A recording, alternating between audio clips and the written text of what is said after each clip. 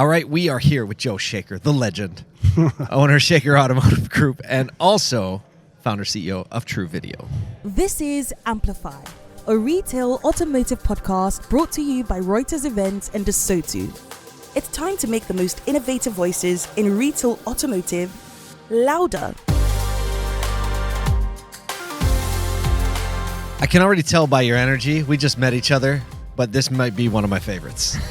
I love it. Put your seatbelt on. There Let's you go. go. I met Joe a little ways back because when I was still on the dealer side, the Shaker Group and the group that I was with, Nelson Group, are good friends and go way back and have always partnered together, know the TruVideo platform and all that. So it's fun finally having you on the show. Yeah.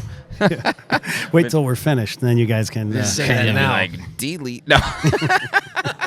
No, he did. So, go ahead. You had a question. Yeah, no. So you have, there are very few people in our industry that have this unique kind of place where they sit, where it's like, hey, tech partner to the industry as well as dealer and operator on a daily basis. What's it like? Just give us the personal part of what it is like straddling that and engaging in it on a daily basis. Yeah, so people always ask me, how do you like juggle everything? And we have a good team in the auto space. So I have a couple of partners in the business, and I really built up a management team at a very high level so that I could go acquire more stores.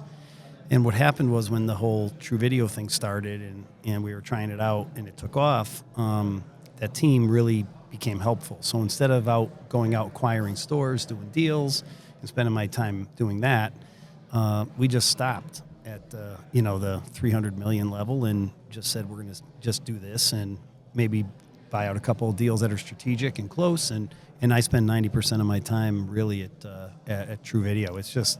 It's been so crazy and so fast moving that you have to spend time there. Well, talk about TruVideo for a second. Explain the platform.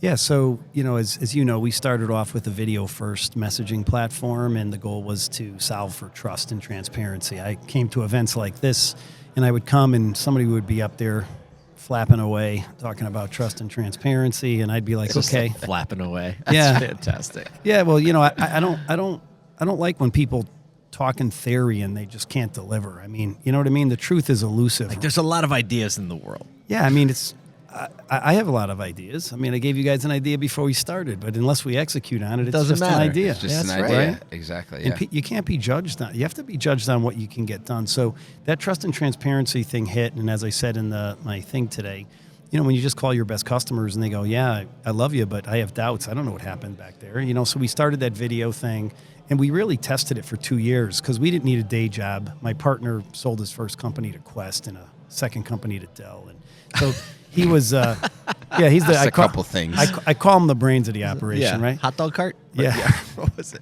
So he's just so brilliant, and I was like, we got to try this, and we did it for 2 years, and then we started. It got so successful that we decided to run it out, and now some of the earlier brands, like I was telling you today, it's there's brands that have 64% of their repair orders customer pay and warranty, customer facing ones, all have videos. Yeah.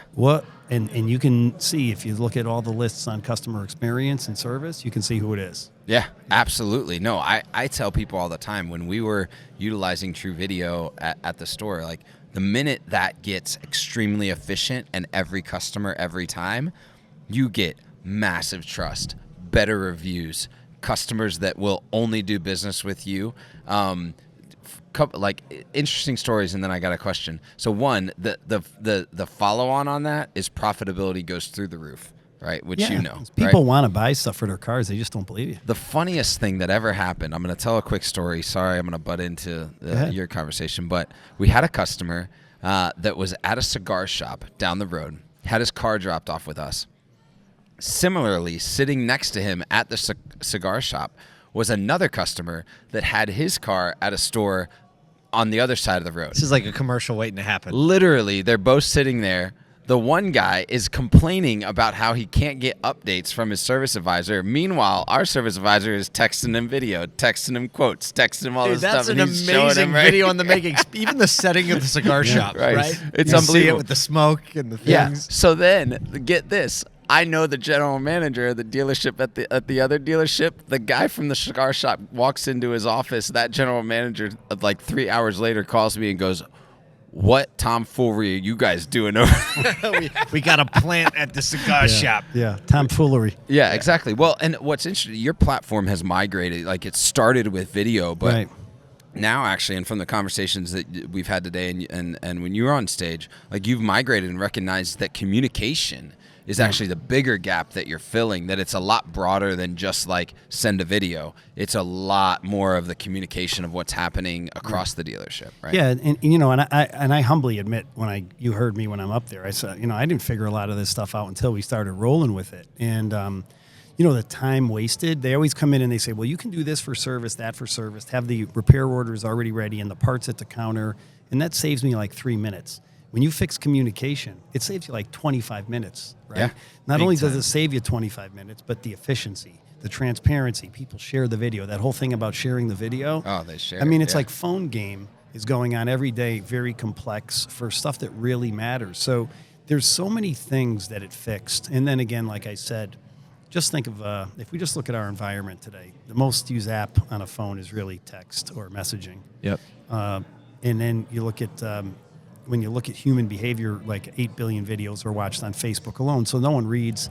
So those two customer behaviors merge with telephones that take better videos than Hollywood cameras did 10 years ago, Wi-Fi 6 and 5G streaming. So when you see all of these things, both technological and customer behaviors, it was easy, now that I look back, to get a big run because we had this platform and it kind of aligned all the stars. So, and then ultimately solving all these problems and then learning about the data and analytics and then building up these pure sets of conversations and data that we can apply AI to today. And we're not talking about it. It's currently working right now. Yeah. In dealerships. So it's amazing. Yeah, everybody else is talking about it. You're actually doing it. Yeah, I don't know. I mean, I don't say that to bust people's chops or even sound like, you know, arrogant at all. It's just... Saying it's reality. Yeah, you get tired with everything. I mean, not just business, but everything. You know, Yeah. It's coming in Q5. You know, no, I don't care. It's politics. It's everything. Right? Does everybody in this audience know what Q5 is? probably not. Let's explain it. So there's a joke, especially among like the marketers and technologists of the retail side of the industry, is that, you know, you're on a call with an industry partner and you're like, hey, does it do X? And the salesperson is just like, yeah. We're coming out. You know, it's like March. He's like, end of Q2.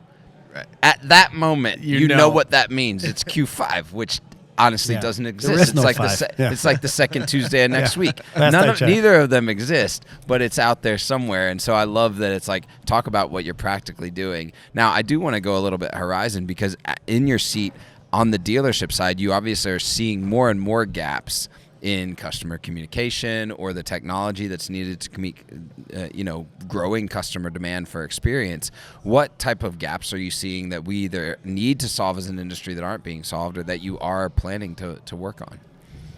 You know, so I listened to a lot of folks today, but one of the things I'm very sure of is that there's a human capital issue, right? So people always go, you need to bring in people, you need to train them, you need to do this. And I'm like, well, you don't really work in a business, right? And in the car business, we don't have schools throwing out people going, hey, what are you doing? What do you want to be when you grow up, kid? I want to be in the car business, right? Yeah. So at the end of the day, dealerships are going to be process driven and using technology to reaffirm the process and provide great stuff. So the gaps I see, you know, are with personnel. And when you do get personnel, how do you assist them to take a C+ person, you know? And I actually tell my kids sometimes, I go, hey, look, we live in a C- world. That's the bad news. The great news is we live in a C- world. You just need to be a B+. B+ is a rock star. You'll kill it. You'll kill it. So the reality is when Still hope. you have to have as good as your process, as good as your training, and as good as your systems are, hiring great people is difficult. So the gaps have to be plugging in areas where, you know, humans can fail. And that's why the AI stuff that we bring in, it's there to assist. When that young lady, and I asked her, what do you like about the AI? She goes, well, when I type in and I press send, it gives me my text, and then it gives me the suggested text. I always select the suggested text, and it just makes me feel smarter. And I'm like, well, she has issues writing and grammar issues, but she's a fantastic customer service person. Yeah. So the AI is able to take her from that, B level to the A level because her gap was her writing and communication And skills. take the truly unscalable asset, someone who's great at customer service and knows people, like keeping that and keeping it out front. Yeah. She's a poor writer, as an example, or poor. Have you seen teenagers? Oh, It's not getting better. I always joke around when people say, I wonder if this messaging thing's going to last. I go, you know what I say?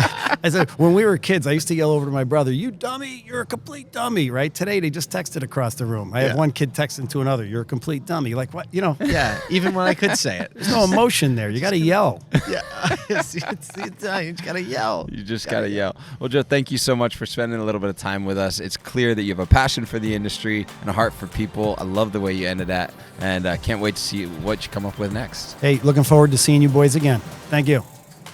Thanks for listening to the Amplify podcast, brought to you by Reuters Events and ASOTU. For more engaging episodes like this, subscribe or follow on your favorite podcast platform. You can learn more about our hosts, Paul J. Daly and Cal Mountsier, by visiting ASOTU.com.